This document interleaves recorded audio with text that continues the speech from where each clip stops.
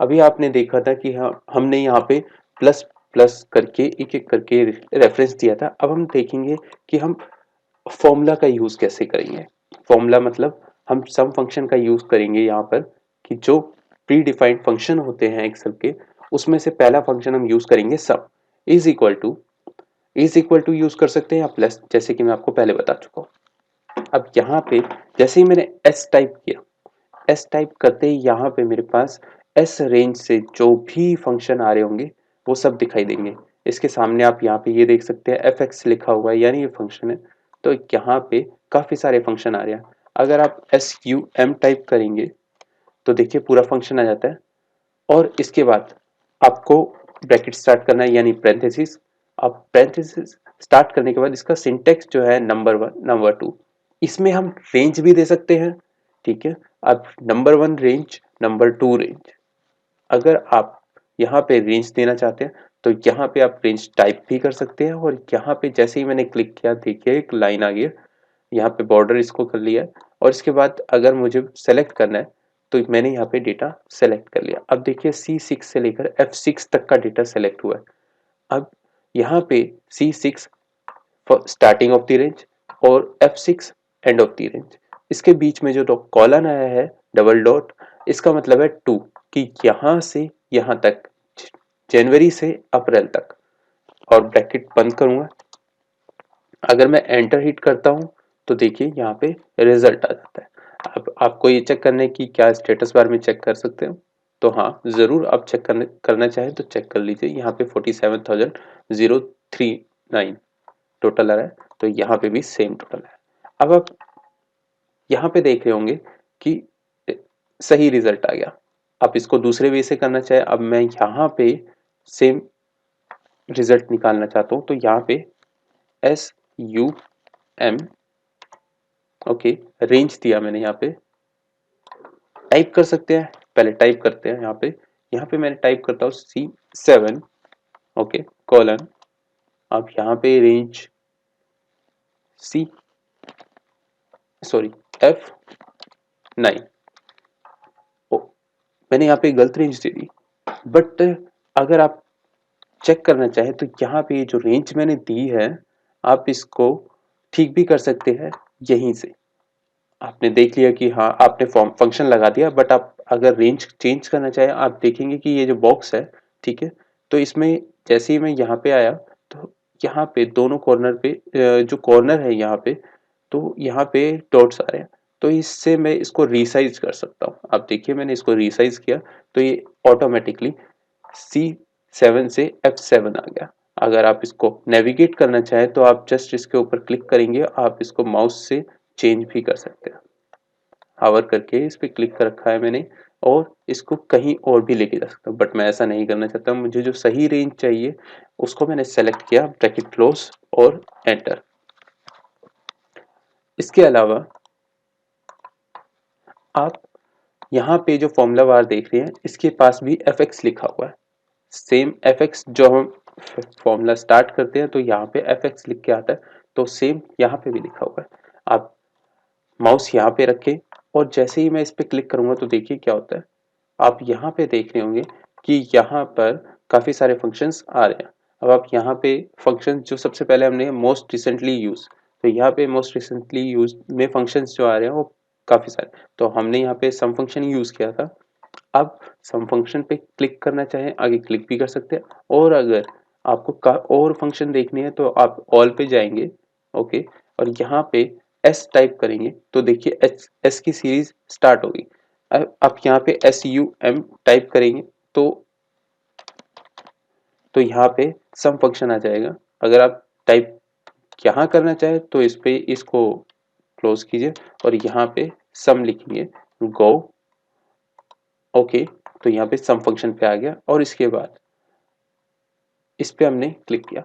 हम ये फंक्शन जो विंडो है इसका यूज क्यों करते हैं, जब भी हम फंक्शन विंडो यूज़ करते हैं, इसमें हमें काफ़ी सारे और डिटेल्स मिल जाती है देखने के लिए कि हाँ, कि हमारा फंक्शन किस तरीके से वर्क कर रहा है। आप देखिए num1 जो कि पहले सिंटेक्स में आ रहा था कि हाँ, क्या आर्गुमेंट थी उसकी, तो अब यहाँ पे मैं रेंज अपने हिसाब से सेलेक्ट कर सकता हूँ। अब इसने सबसे पहले क्या है किया है h6 h7, इसने पहले से ही हमारे लिए एक रेंज सेलेक्ट कर लिया है। क्या आप इस रेंज को सम करना चाहते हैं? नहीं, नहीं, मैं इस रेंज को सम नहीं करना चाहता। एक्सेल ने फिर भी हमें एक रेंज दी है क्योंकि मेरा जो कर्सर था वो इन दोनों वैल्यूज के नीचे था। तो ऐसा नहीं है कि मुझे ये रेंज सेलेक्ट करनी है, मुझे तो एम्प्लॉय 40 वाली रेंज सेलेक्ट करनी है। तो यहाँ पे जस्ट मैं क्या करूँगा, इस रेंज को बैकस्पेस करूँगा, फंक्शन तो आ गया है।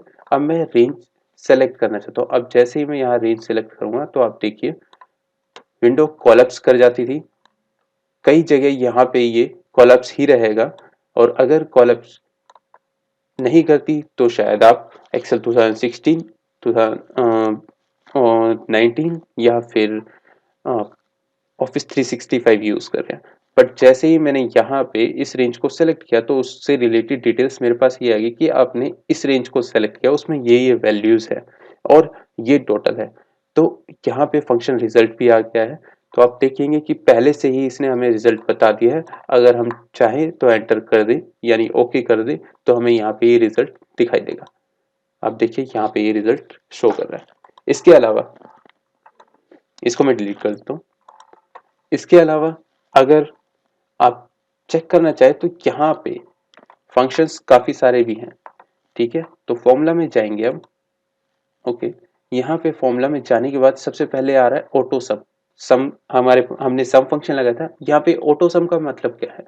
इसी के अलावा यहाँ पे और काफ़ी सारे फंक्शन आ रहे हैं, आप देख रहे होंगे logical function, text function, date function, lookup function, math function और बहुत सारे।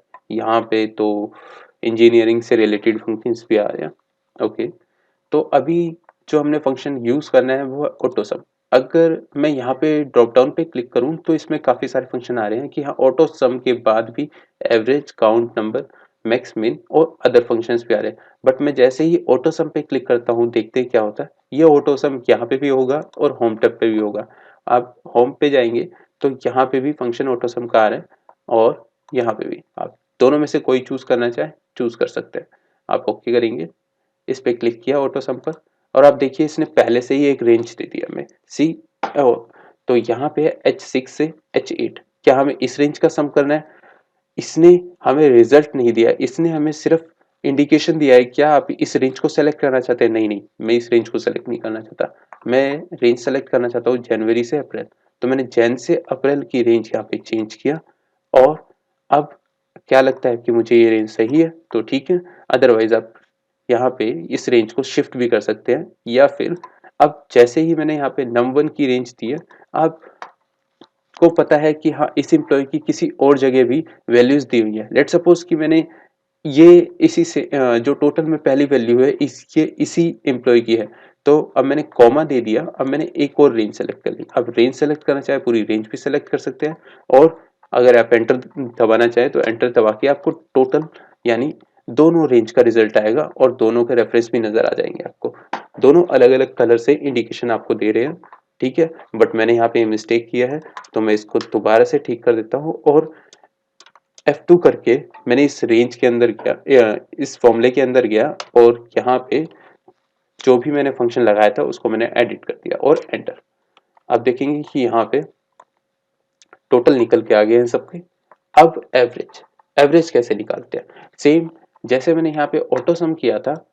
ओके, सेम क्या मैं एवरेज भी कर सकता हूँ? कर्सर मैंने यहाँ रखा। अब इसके बाद एवरेज पे जाते हैं। एवरेज पे गया, क्या मुझे इस रेंज का एवरेज करना है? नहीं, इसने मुझे दोबारा से एक रेंज दी है, अप्रिशिएट, बट मुझे इस रेंज का एवरेज नहीं करना। तो मुझे कौन सी रेंज का एवरेज करना है? तो मुझे यहाँ पे एम्प्लॉय 1 का एवरेज करना है। तो मैंने यहाँ पे इस रेंज को सेलेक्ट किया है और C6 से F6 तक की रेंज इसने सेलेक्ट किया और एंटर दबाया।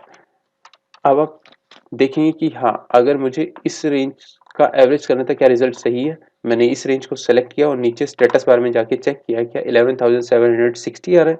हाँ, 11,760 रिजल्ट आ रहा है। सेम इसी तरीके से अगर आप इसको ड्रैग करना चाहते हैं तो इसको ड्रैग करने के लिए आपको मैंने यहाँ पे बताया था राइट कॉर्नर पे आपको यहाँ नीचे की तरफ एक छोटा सा डॉट दिखेगा। जैसे ही उस पर माउस हावर करेंगे तो यहाँ पे एक ब्लैक कलर का प्लस साइन आ जाएगा। इस पे क्लिक करके रखेंगे और नीचे की तरफ इसको ड्रैग कर देंगे। आप देखिए बाकी जगह भी एवरेज आ जाता है आपका। आप अगर आप दोनों का टोटल करना चाहें तो यहाँ पे या तो इस रेंज को सेलेक्ट कर लीजिए, ठीक है, और इसके बाद ऑटो सम पे क्लिक करेंगे। देखिए क्या होता है, दोनों का टोटल आ गया। बट मैंने यहाँ पे रेंज क्या दे रखी थी, ये वाली रेंज भी दे रखी थी, तो यहाँ पे मेरी मिस्टेक हुई है। तो अगर आप सिर्फ दोनों सेल को सेलेक्ट करते हैं और इसके बाद ऑटो सम करते हैं तो देखिए किस तरीके से बढ़िया रिजल्ट आता है आपका। आपको अगर आज का वीडियो पसंद आया तो प्लीज़ वीडियो को लाइक ज़रूर करें, अपने दोस्तों के साथ ज़्यादा से ज़्यादा इस वीडियो को शेयर करें। कमेंट करके मुझे बताइए आपको ये वीडियो कैसा लगा है, और अगर आप मेरे चैनल पे नए हैं तो प्लीज़ मेरे चैनल को सब्सक्राइब ज़रूर करें। Thank you so much.